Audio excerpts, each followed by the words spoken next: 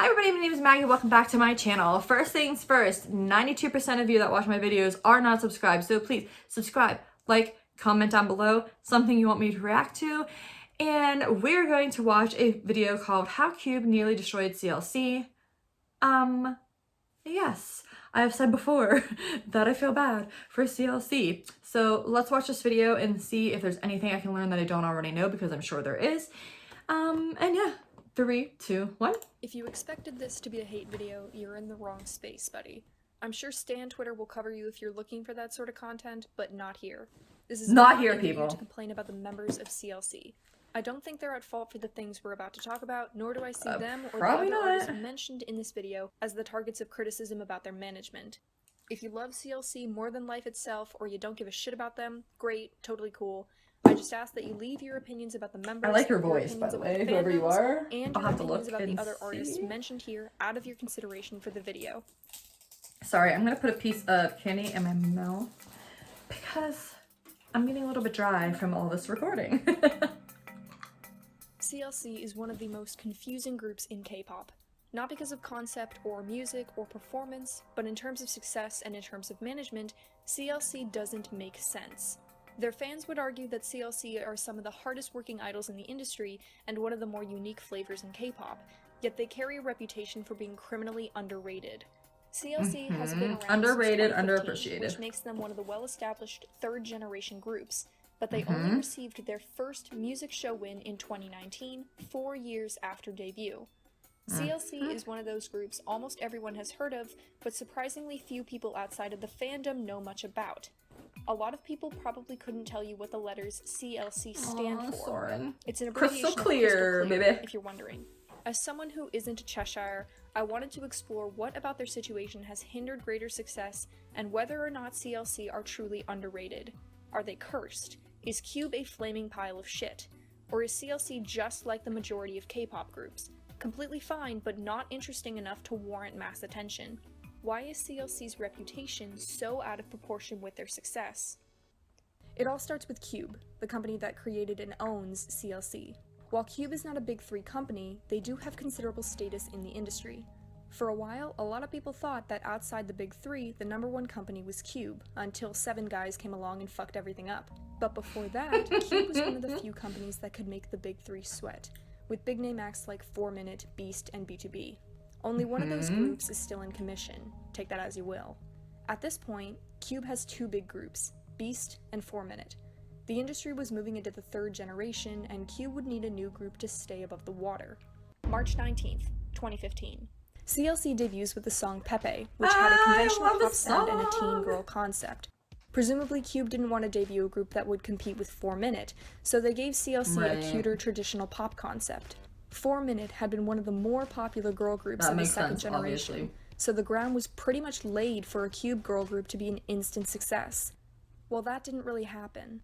This was the first of many, many management mistakes over the next 4 years. With the lower budget video and promotions, CLC's concept was completely swallowed by an oversaturation of cuter girl pop. Lovelyz, A-Pink, Very Good had debuted in the previous years. In 2015, you had G-Friend and Oh My Girl. Oh, and a little group called Twice. Everyone was doing colorful girl pop in some form or another. So where did that leave CLC? Practically invisible. Look at the baby. The album underperformed compared to others of its kind, and the music video to this day only has 11 million views. CLC's debut. If you haven't watched it, go watch Pepe. Most people either can't remember it or have never heard of it. Even listen, go watch it right after this video. It didn't really make sense that a Cube group would debut so poorly, until you take a look behind the scenes. Cube underwent serious changes just after CLC's debut, switching CEOs for the 2nd time in 4 years, moving the headquarters to a new city, 4 Minute disbanded, Cube Cafe getting evicted and moved, Pentagon debuted, and Beast officially left Cube. To name a few. Basically, a whole lot of money switched a whole lot of hands, and 2015 had a general air of complete incompetency. Cube lost money by the bucket loads, and CLC's debut projects were eclipsed by a whole lot of fuckery that never truly went away. February 29th, 2016. So what you wanna do,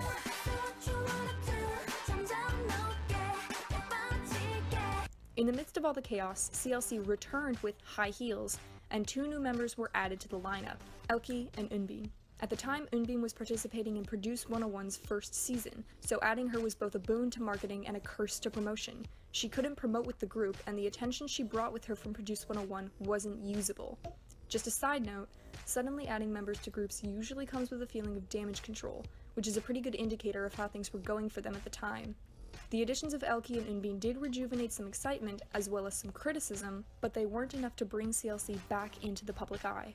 And it gets worse. I didn't really enjoy that song, to be honest. Eventually explode into the blockbuster success that is Blackpink, who debuted in the second half of 2016 and have dominated the badass side of concepts ever since. In the same year, Twice hit it big with Cheer Up, and Red Velvet hit top 5 on Gaon with Russian Roulette. Twice was running the game in Cute and Colourpop, Blackpink was holding all of the attention for Badass, and Red Velvet was handling basically everything else. The seeds for the top 3 girl groups were sown in 2016, and CLC wasn't one of them. CLC used this debut concept 4 times: Pepe, Like, High Heels, and No Oh. And the market didn't have the space to care about another colorful, eager rookie girl group with matching outfits and a limited budget. So why were they still doing it? Presumably Cube didn't want to battle out funds from 4 Minute, who were Cube's bad girls at the time. Having a badass group and a cuter group would give Cube versatility and allow them to expand their demographics. Unfortunately, they released CLC at the absolute worst time, and they promptly became invisible. So what would CLC have looked like without the fear of stealing from 4 Minute? Well, we were about to find out. By the end of 2016, 4 Minute disbanded. January 17th, 2017. I'm gonna pause for a second. Yeah, like she's saying, I totally get why they made them cutesy, because of the versatility. Because you want to be considered versatile, but like she said, it's like you want your company to seem like it's versatile, like you don't do the same thing, but it's kind of like either way you don't win, because you went cutesy and they flopped for a long time. But if you would have went in a similar direction as 4 Minute, then everybody would have been like, oh, CLC is trying to be 4 Minute, even though they still did that when Hobgoblin came out, because Yeon sounded like Hyuna and blah blah blah blah blah. Meanwhile, if people really paid attention, Hyuna wrote that song, or helped write the song. I don't know if she wrote the whole thing or helped write it, but basically Hyuna wrote the song. Hyuna worked with Yeon on Yeon's rapping, so obviously it sounded kind of like Hyuna and kind of like 4 Minute because Hyuna was behind it, not because CLC was trying to be 4 Minute or trying to take over their spot. That had nothing to do with it. Like, that's the annoying thing in K-pop. It's like, you can't win. Either they debuted like they did and they flopped, or they would have debuted the other way and got told they're trying to be a baby 4 Minute, even though they're in the same freaking company. It would have been a big freaking deal. But here we are, didn't get the first one for 4 freaking years. I think they're still freaking underrated. I don't know. I'm sorry. I'm like getting all heated about this, but it's just irritating. I hate how people act like that. It's like, can you just not like the group for the group and ignore their sister groups, their brother groups, groups from other companies? So what if they sound similar? I'm sorry, but nowadays it's very hard to sound different, considering everybody's done everything. Everybody's tried everything. Everybody's done every single concept. So nobody is truly original. If you really want to get that deep into it, nobody's original. So just let them do what they're doing. You either enjoy it or you don't. If you don't listen to it. Ignore the group, ignore the members. Go pay attention to the groups you do like. I don't get it. I don't know why people make everything so difficult. Okay, anyway, sorry, a rant over. If you're not a CLC fan, this is probably where you come in.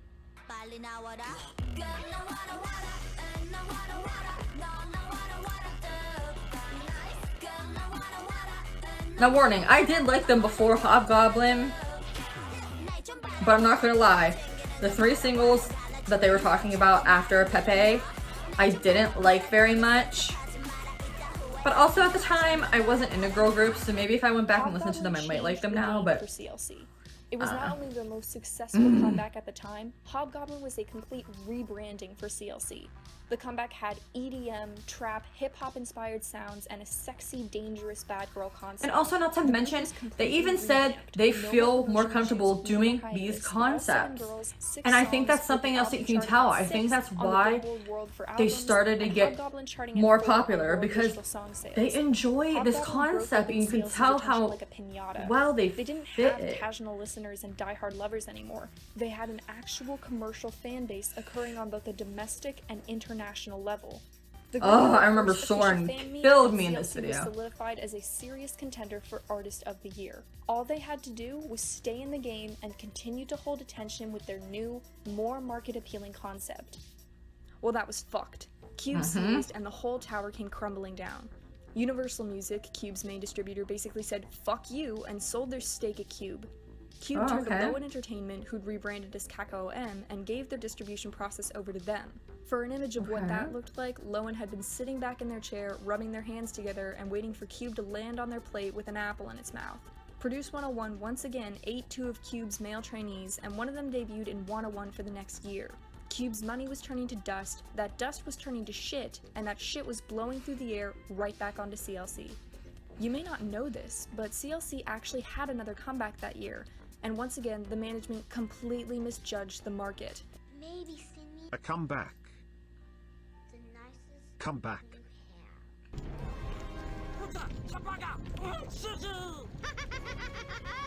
I remember that, and I Are You remember was a thinking, ballad with a floral airbrushed concept that I was like, what are you completely lost in doing? the excitement for harder hitting songs.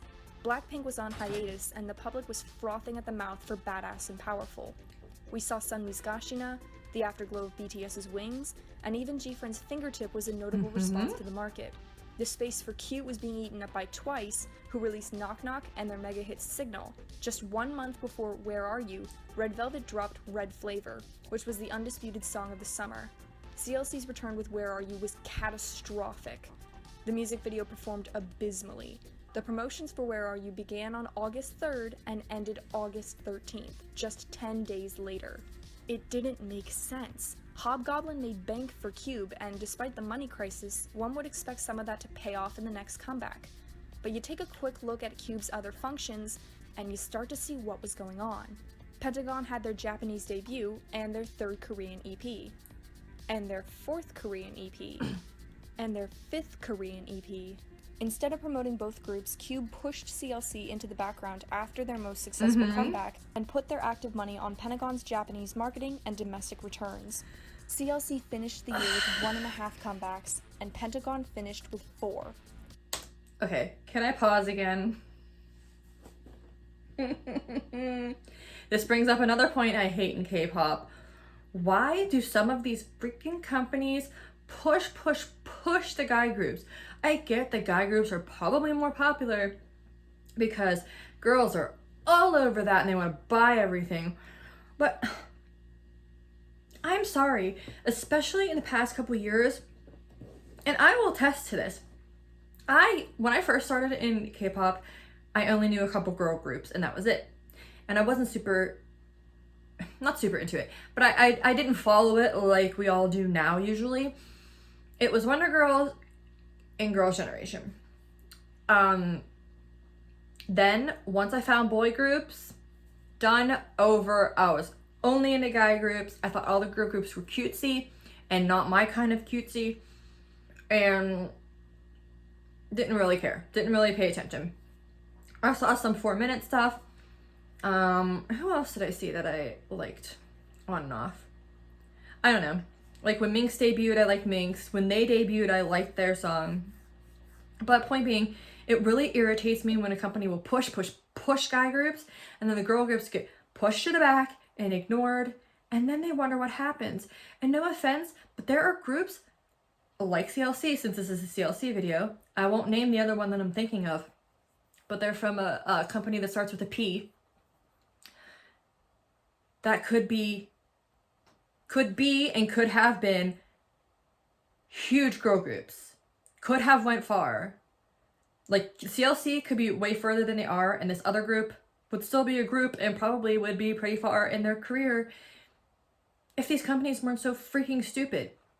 Like, my question is, why do none of them understand how to work with girl groups? How do they not get, like, how do they not understand how to promote and how to work with a girl group? How can it be that different than a boy group? Like, I don't know. Is there something that you guys know that I don't know? Do you get the reason why girl groups get pushed aside and they don't get, I just don't understand it. Okay, so what? They're different sexes. They make different types of music. And especially now, the past couple years, and especially 2019 and 2020, like, I've talked about this with a couple of my friends. Girl groups, they are really coming out with a bang lately. In like the past 2 years, they're coming out. They are kicking butt. They're really pushing the boundaries and getting out there. And I'm thinking it's probably because international is like getting bigger, maybe. I don't know. But either way, all of these girl groups are coming out with these new concepts. They're doing, the teen crush, like the bad girl, just like all the different stuff that's going on. And they're really doing great. Like, honestly, all the debuts from like the past year and a half or something have been amazing. Comebacks from girl groups, not only girl groups that are established, but new girl groups that are having their, first, second, whatever comebacks. Honestly, they're doing amazing. So it really frustrates me now that I'm like more of a girl group stan than I am a guy group stan. It really frustrates me that some of these groups aren't being pushed and aren't being worked with properly, or however you want to say it. I guess this is also a me ranting video.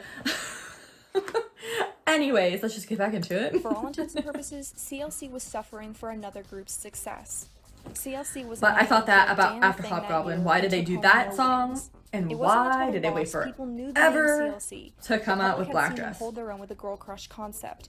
But the money that Cube had lost Girl Crush, that's what I wanted. Through 2017 had devastated CLC's production. Sorry for an ad, I can't help it.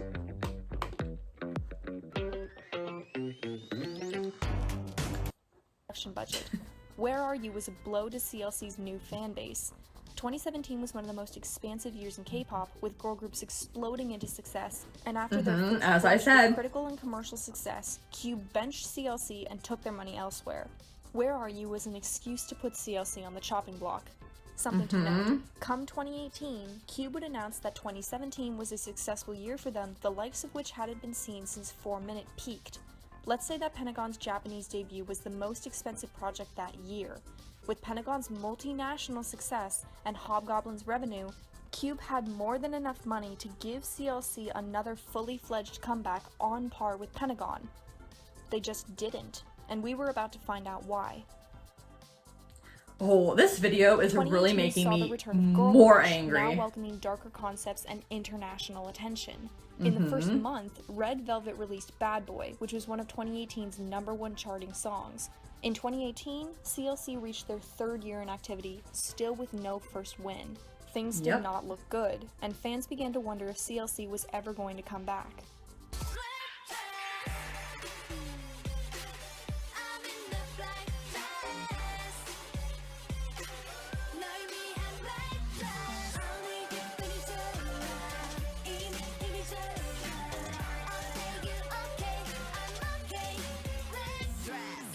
On February 1st, 2018, CLC released Black Dress.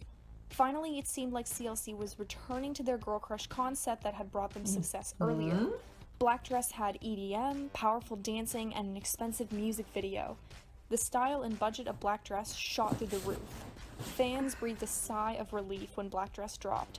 It was a callback to Hobgoblin's power and surprise, now with an even better budget and a fresher Sorry style. for the sound from my chair. Black Dress peaked at 12 in South Korea and remains CLC's most viewed music video.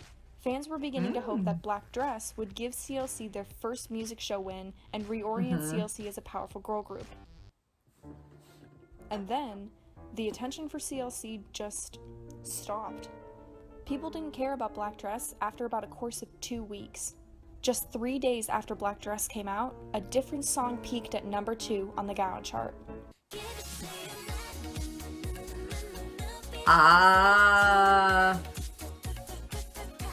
Momoland's blockbuster hit was in action. Took a while to fully take off, but once it did, it was everywhere. Black Dress was sandwiched between two of the year's biggest songs, Boom Boom and Bad Boy. The attention the comeback had restored was splintering into different... Okay, sorry about that. I have been recording like crazy tonight because I'm trying to get a bunch of stuff recorded for this week so I can kind of stay ahead of the game. So I was almost out of battery and I didn't want it to die in the middle of this video. I don't think it would have, but just in case. All right, let's get back into it. Black Dress's initial success dissipated and never returned. After a few weeks, CLC once again left with no first win. However, while CLC hadn't achieved a music show win, Black Dress brought them a different achievement: international interest. 2018 was one of the biggest years in international expansion. The Korean wave was going wild in America. Apparently, those 7 guys at Big Hit were making waves across the globe. BTS stuck its hand in the dam of American music and broke the whole thing wide open. Subsequently, Red Velvet's Bad Boy charted high in the US, and now people were looking for the next comeback to sink Wow, their it teeth seems into. Black like Dress it wasn't that long brought ago, eyes but it all the way actually across was a the while country ago that this to happened, huh? CLC, This is and their crazy. international fan base boomed. God, I've been CLC into K-pop for needed to so do long. was not repeat the mistakes of the previous year. They needed at least one more comeback to stabilize what they had built the last 2 years. During that May, CLC was up to something. On their various Instagram accounts and other social media channels, CLC members began posting pictures of themselves posing with roses. In an unofficial setting, fans asked Soren about a comeback, to which she hinted with the word flower. As long as Cube's attention span could stay on one group long enough to...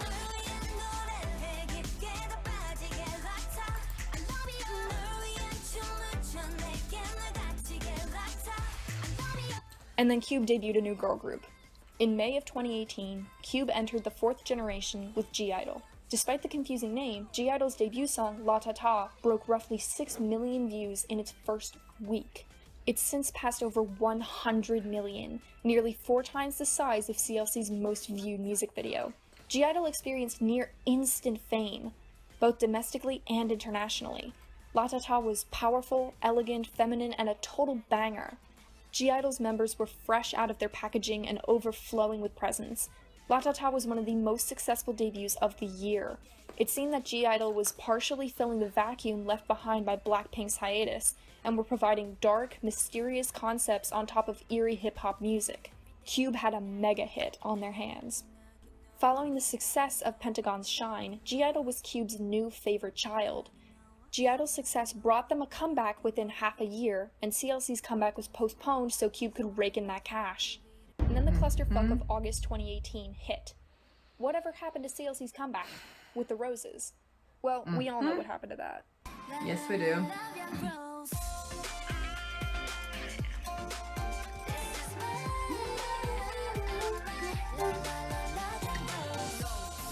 Produce 48's final group, IZ*ONE, debuted with the song La Vie en Rose in August of 2018. The group's debut was one of the most anticipated of the year, and the song was a smash success. But then, a choreography demo was leaked, revealing an older version of the song recorded by CLC.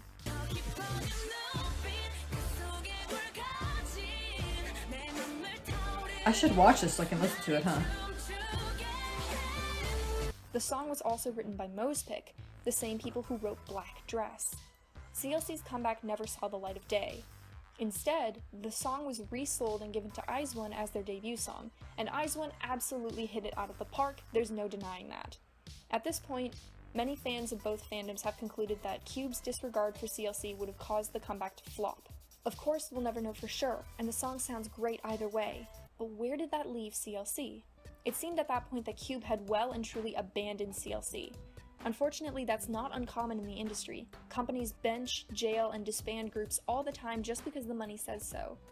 CLC's success had seemed cursed from the very beginning. See, and also on Their top of debut that, was Idol completely came drowned out, and their following comebacks were unremarkable. and they This weren't insufficient opposite of start has CLC, plagued so I don't CLC and Cube throughout understand. their entire career. Hobgoblin brought CLC's success to new heights, but previous financial disasters, poor management decisions, and blatant favoritism crippled that success. Finally, Black Dress lost the battle to more popular songs, CLC lost the battle to more popular groups, and the generation rolled over. The only thing CLC took home that year was a certification as ambassadors to the Korean Insulin-Dependent Diabetes Association. So yeah, there's that. 2019. All right, pause real quick. Wait, what was I gonna say? Oh, that's what I was gonna say. Yeah, they, she's talking about how they didn't want them to be like 4 minute, blah, blah, blah, blah, blah. But then Idol came out and they're in the same, whatever you want to call it. I don't know. Do you call it a genre? Sorry. This video is a huge freaking mess. I apologize. Oh my goodness. But yeah, they're similar to what CLC turned into. So why couldn't CLC just start out with stuff like Hobgoblin and Black Dress and Me and No and Devil? Why couldn't they just start out like that? Just say, screw it. This is the type of girl group music we can do. We can do it well. So let's just keep doing it. Because like nowadays, I feel like nowadays, like companies are doing that. They're just like, you know what? This works. Let's keep doing it with another group. And then how they were saying about Blackpink's hiatus, like left the door open for other groups, is very true. Not only, I love Blackpink, and I'm so angry that they hardly have any music in their discography.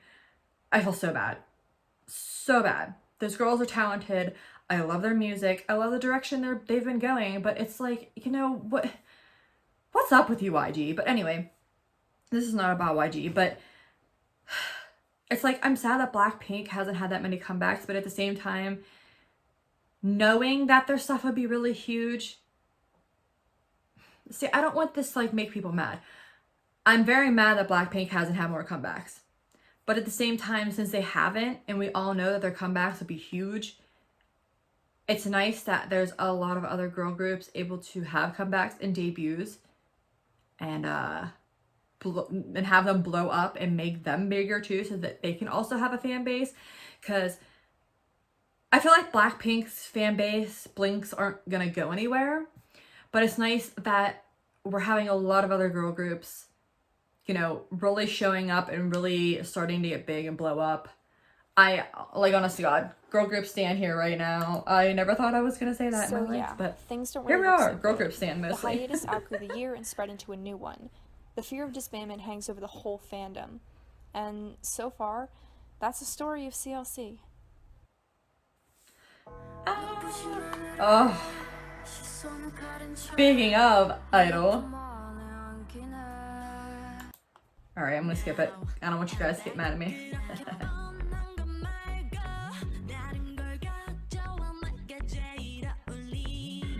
Ha, you fucking thought? Soyeon and Yeon had a brain baby called No, which became the A-track for their 8th Korean EP. Who is this? I need to find out who she is and subscribe to her channel. Badass and Girl Crush outside of all their previous releases. The song improves upon their EDM sound and allows the music to rely on CLC's vocals, a skill they've been credited for since debut. And it not only hit number 5 on Billboard, it brought CLC their first ever music show win 4 years after debut.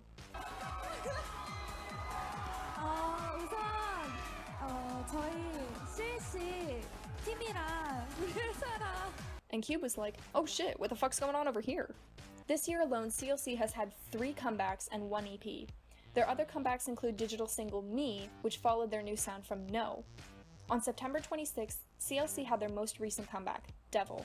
And finally, Cube, CLC's team, and CLC demonstrated that they learned from Where Are You? Devil was hailed by fans as a proper concept change by providing a truly pop song while also investing in subtly dark concepts and images.